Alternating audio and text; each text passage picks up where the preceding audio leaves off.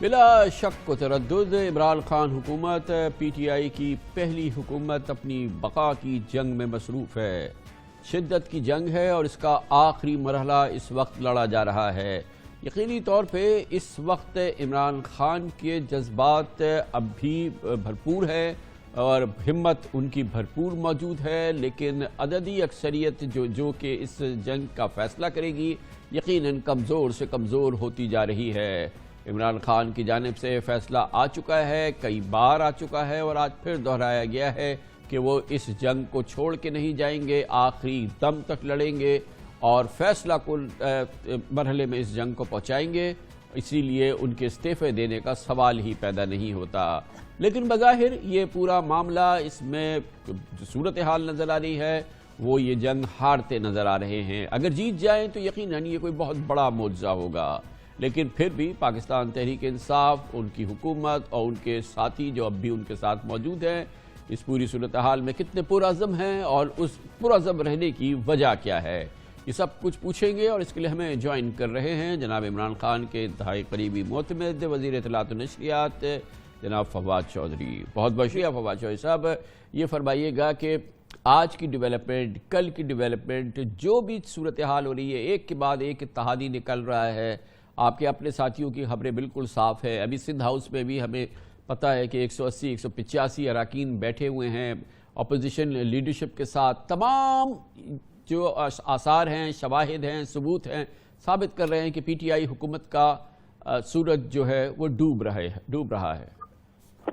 دیکھیں کامران صاحب، ہم ایک سیاسی جماعت، ہمارے لیے یہ معاملہ کہ لوگوں کی گنتی کیا ہے اور کتنے لوگ لوٹے ہو گئے ہیں، کتنے لوگوں نے ضمیر بیچ دی ہے، یہ اہم نہیں ہے۔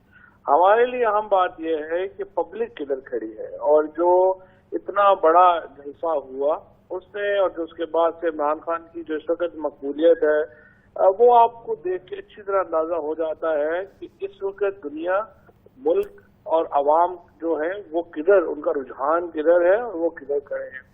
اب جہاں تک اس بات کا تعلق ہے کہ یہ لوگ ادھر چلے گئے ہیں ادھر چلے گئے ہیں، یہ آنا جانا جو اجلاس ہے جس دن ووٹنگ ہونی ہے اس کی 1 گھنٹہ پہلے تک جاری و ساری رہے گا۔ ہمیں نہیں پتا اس وقت کتنا ان کا معاملات ہوتے ہیں، کیا ہوتا ہے، کتنے لوگ واپس آتے ہیں، کتنے لوگ واپس نہیں آتے ہیں۔ یہ جو ایک صورتحال ہے، یہ میرے نزدیک جو اس وقت ایک ممبران کی تعداد ہے وہ اہم نہیں ہے، اور اس کی جو اس وقت جو ایک عوامی غم و غصہ ہے اس بکری کے خلاف۔ مگر فواد چودھری صاحب، اس میں بیسکلی کتنے واپس آتے ہیں اور کتنے نہیں آتے، آپ کی اپنی اس سے زیادہ جو ڈیسائیڈنگ فیکٹر آپ کے اتحادی ہیں۔ 7 ایم این ایز لے کے ایم کیو ایم آپ سے نکل گئی ہے، 5 ایم این ایز لے کے باپ نکل گئی ہے، 11 آدمیوں کی اکثریت ہے، 12 تو یہ سامنے نکل گئے۔ طارق بشیر چیمہ نے کہا کہ وہ ووٹ نہیں دیں گے، اور یہ تو نہیں ہے آپ کے سارے منحرفین واپس آ جائیں گے، تو یہ کھیل تو ختم ہو چکا ہے۔ نہیں، یہ کھیل تو خیر 1 گھنٹہ پہلے تک جاری رہے گا، ووٹنگ تک جاری رہے گا، اور لوگ اپنی ایویلویشن کرتے رہیں گے، اور ابھی کھیل میں بہت ٹوسٹ آنے باقی ہیں۔ کچھ ٹوسٹ جو ہیں وہ آنے شروع ہو جائیں گے، اور یہ کھیل اتنا اسٹریٹ فارورڈ نہیں ہوگا اور نہ ہی ہے جتنا نظر آ رہا ہے، اور آپ کو اس کھیل میں کئی اور نئی دلچسپ چیزیں دیکھنے کو ملیں گی۔ معاف کیجیے گا فواد بھائی، مجھے تو آج لگ رہا ہے کہ میں فواد چودھری سے نہیں شیخ رشید صاحب سے بات کر رہا ہوں۔ نہیں، آپ دیکھیں گے یہ تھرلر کنٹینیو کرے گا۔ اور یہ اس کی کیا بنیاد ہے جو خان صاحب نے کا فیصلہ ہے؟ پہلے بھی وہ کئی بار کہہ چکے ہیں کہ وہ آخر وقت تک لڑیں گے اور وہ کھیل کے ہاریں گے، اور یہ تمام چیزیں، تو یہ بالکل خارج از امکان ہے کہ وہ وقت سے پہلے استعفیٰ دیں۔ عمران خان جو ہے وہ آج جب کسی وقت یہ بات ہو رہی تھی کہ میڈیا پہ یہ خبر چل رہی ہے، تو انہوں نے اس واقعہ سنایا کہ جب 92 کا ورلڈ کپ تھا تو وہ بالکل ٹیم نیچے تھی، تو کسی نے انہیں فون کر کے کہا کہ آپ سامان وغیرہ پیک کر رہے ہیں، تو انہوں نے کہا کہ نہیں، میں تو فائنل کا سوچ رہا ہوں۔ تو انہوں نے کہا کہ میں نے کبھی اپنی زندگی میں میچ کے آخری گیند سے پہلے ہار کا سوچا ہی نہیں ہے، اور نہ ہی میں ابھی یہی سوچوں گا۔ اور آپ यकीन रखें अभी मैच खत्म नहीं हुआ। लेकिन इमरान खान ने कभी अपनी क्रिकेट की हार का जिम्मेदार किसी और को नहीं ठहराया है। उन्होंने कहा कप्तान जीत का जिम्मेदार है तो कप्तान हार का भी जिम्मेदार है। अगर आज हार नज़र आ रही है तो खान साहब कहाँ ये कभी अपने साथियों को इसकी बात करते हैं? फिर अब पूरे खेल को वो ग्राउंड से बल्कि मुल्क से बाहर ले गए हैं, बैनुल अक़वामी साजिश और ये तमाम बातें जो हैं, ये तो अगर इस किस्म की कोई गुफ्तगू होती है तो वैसी टॉप सीक्रेट होती है, फॉर आइज ओनली होती है। ये इसका तो हल्फ उठाया हुआ है उन्होंने कि इस किस्म की खुफिया मालूमात वो कहीं बाहर नहीं करेंगे, और उसका फिर बाकायदा जलसों में इजहार और फिर उसको ज़िम्मेदार बनाना इस पूरे डिबाकल का। इसने आपको मालूम है कि बहुत बहुत ज़्यादा उनकी पोजीशन को और आप लोगों की पोजीशन को ख़राब किया, इस मामले को इस अंदाज से जिस तरह से टेकअप किया गया है। नहीं, आप एक्चुअली चूँकि कराची थे, आज हमने एक मुंतखब का चंद जो अपने हमारे साथी हैं, साथी उनको बुलाया था और उनको जो हमने जो दिखाया या जो एक ब्रीफ किया, उसके बाद एक यूनानिमस ओपिनियन था कि इस किस्म का तौहीन आमेज, इस किस्म की धमकी आमेज गुफ्तगू जो है या जिस किस्म की इंटरफेरेंस हुई है, ब्लैटेंट इंटरफेरेंस हुई है, वो नाकाबिले कबूल है, किसी भी कौम के लिए नाकाबिले कबूल है। और इंशाल्लाह जब आप होंगे, आते हैं, तशरीफ लाते हैं इस्लामाबाद, तो आपसे भी कुछ चीजें जो है, हमने कंटेंट शेयर नहीं किया, हमने जस्ट शेयर किया है और ये पार्लियामान में भी जा रहा है। तो चूंकि आपने उसकी तफसीलात का आपको इल्म नहीं है तो आप ऐसी बात कर रहे हैं, इसको थोड़ा लाइटली ले रहे हैं। जो ही आपको इल्म होगा और आपको अंदाजा होगा। फवाद भाई, मुझे कुछ अंदाजा है और मान लीजिए कि इस बहुत ही एक्सप्लोसिव मामला है, फिर तो बिल्कुल मैं 100% उसको मानता हूँ। फिर तो इसका मकाम सिर्फ और सिर्फ जो हमारी नेशनल सिक्योरिटी काबीना की नेशनल सिक्योरिटी कमेटी है, जिसमें सर्विसेज चीफ होते हैं, इंटेलिजेंस चीफ होते हैं, वहाँ पे ये संगीन खुफिया तरीन मामलात का वो फोरम है।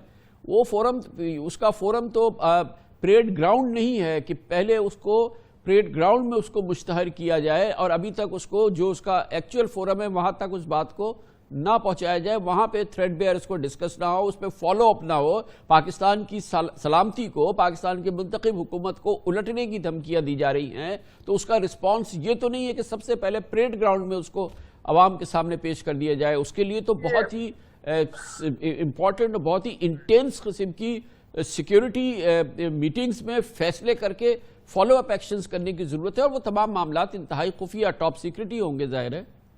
नहीं, जहाँ तक जो गुफ्तगू है अपनी हमारे सिक्योरिटी अदारों से और उनसे, तो वो तो बड़ी तफसीली मुलाकात गुफ्तगू हो चुकी है, नंबर 1। नंबर 2 ये है कि हमने तो जो सिक्योरिटी कमेटी से भी एक हाथ आगे पार्लियामान की जो सिक्योरिटी कमेटी है उसके सामने इसको इन कैमरा रखने का फैसला किया है। और थर्ड बात यह है कि जब भी पाकिस्तान को खतरा होगा, ये पाकिस्तान के अवाम का हक है कि उन्हें उस खतरे का इल्म हो और वो अपनी पॉलिसी बना सकें। ये जो खुफिया ड्राइंग रूमों में सारे मामला तय करने की आदत है, यही तो हमें ले डूबी है। पीटीआई या इमरान खान जिसकी बुनियाद अवाम है, ये कैसे हो सकता है कि हम कहें कि सिर्फ खुफिया ऐवानों में ही मामला। जहां तक जो कानून का ताल्लुक है, हम उसकी पासदारी करते हुए इनको रखेंगे। हम कंटेंट इसीलिए नहीं दे रहे, लेकिन जो जिस्ट है वो अवाम के सामने आना बहुत जरूरी है ताकि अवाम उसका फैसला कर सके। और साहब ये बताइएगा कि किसकी जिम्मेदारी थी और किसकी ये कोताही है, और क्या ये कमजोरी आप तसव्वुर करते हैं कि आपके बड़े इत्तेहादी आपसे निकल गए, यानी कि MQM निकल गई, मुज़ाकरात हो रहे थे, सारी चीज़ें चल रही थी, उसके बाद वो मुज़ाकरात में आप कामयाब नहीं हो सके, फिर इसी तरह से आप बाप को नहीं रोक सके, तो ये सूरत हाल, फिर आप अपने काबीना के वज़ीर हैं तारिक बशीर चीमा, उनकी जमात है भी आपके साथ, लेकिन वो निकल गए, तो आफ्टर ऑल ये कैसी मैनेजमेंट थी? आप 11 अफराद की अक्सरियत की जमात हैं, 11 अफराद की अक्सरियत की हुकूमत हैं, और अपने इत्तेहादियों को नहीं संभाल पा रहे, अपने मुनहरफीन को ही नहीं संभाल पा रहे, इसका कौन जिम्मेदार है? देखिए, पाकिस्तान की सियासत की कुछ रवायती जरूरतें हैं। इमरान खान उन जरूरतों को पूरा करने वाले नहीं है, और हमारा फर्क भी यही है। तारिक बशीर चीमा के ऊपर मुझे चूंकि मोना सलाई साहब ने बहुत जोर दे के मना किया है कि आपने उनका कोई जवाब नहीं देना, बात नहीं करनी, तो मैं रुका हुआ हूँ। اور بہت ساری باتیں جو ہیں وہ ہو سکتی ہیں، اور یہ جو 22 لوٹے گئے ہیں ان کے اوپر بہت ساری باتیں ہو سکتی ہیں، لیکن چونکہ میں عمران خان صاحب کی ہدایات کا اور پارٹی کی جو لیڈرشپ ہے اس کی ہدایات کا پابند ہوں، تو بہت ساری باتیں تو میں نہیں کر رہا۔ نہیں، روایت کے پابند ہوں، روایت کو فالو کریں تو فواد صاحب آپ کچھ کہیں ان کو، کوئی ہاتھی، کوئی چوہا، کوئی بلی کچھ کہیں آپ، وہ تو آپ نہیں کر رہے ہیں۔